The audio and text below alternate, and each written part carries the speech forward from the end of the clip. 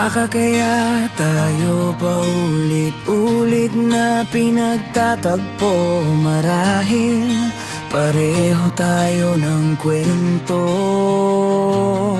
Nahanap natin ang mga sarili natin sa isa't isa.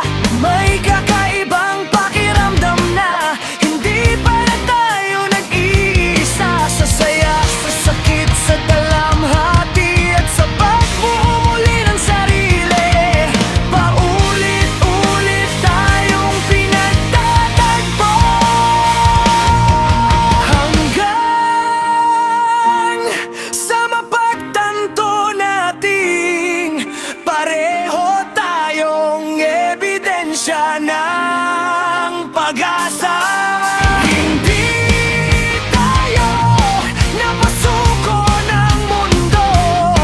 Bitbit natin ang parehong kwento, pinagsasaluhan. Maaaring muling iyakan o pwede na rin tawanan.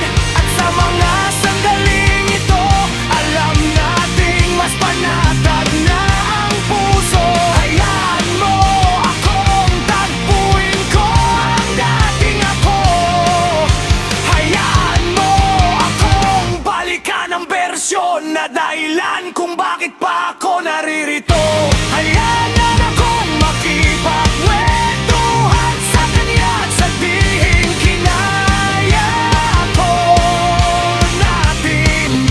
Kinaya nating balutin ang natitirang lakas ng loob at baunin pagpira-pirasuhin. Tinipid natin ang tapang para kumasya sa bawat buwan. Hinati-hati para may matira sa mga araw na lugmok talaga. At saka muling nag-ipon, sinubukang punuin ang salok ng pag-asa. Kinalahati, halos mapuno, pero madalas nasasait pa rin. Hayaan mo akong tagpuin ko ang dating ako. Kailangan kong makaalala. Kailangan ko muli ng kislap na magpaparikit sa humihay na akong kaluluwa. Kailangan kong balikan kung paanong nangyari ang lahat, ang pagkadapa at pag-usad. Ang lahat-lahat, pati kung paano ako nagpatawad sa pinakamaraming rason kung bakit gusto ko nang sumuko. Ikaw ang nag-iisang kalaban ng duwag kong puso.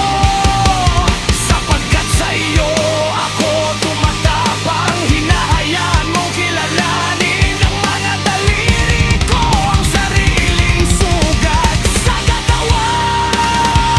Ang mga peklat, mga marka ng nakaraang laban, lahat ay nagkakaroon ang halaga.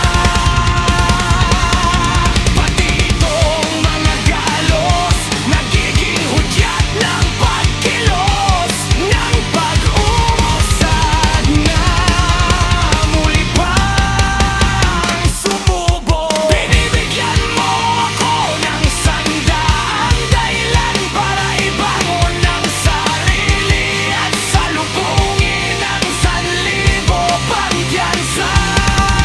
Bihirang himala, ngunit sa'yo araw-araw ay may milagro.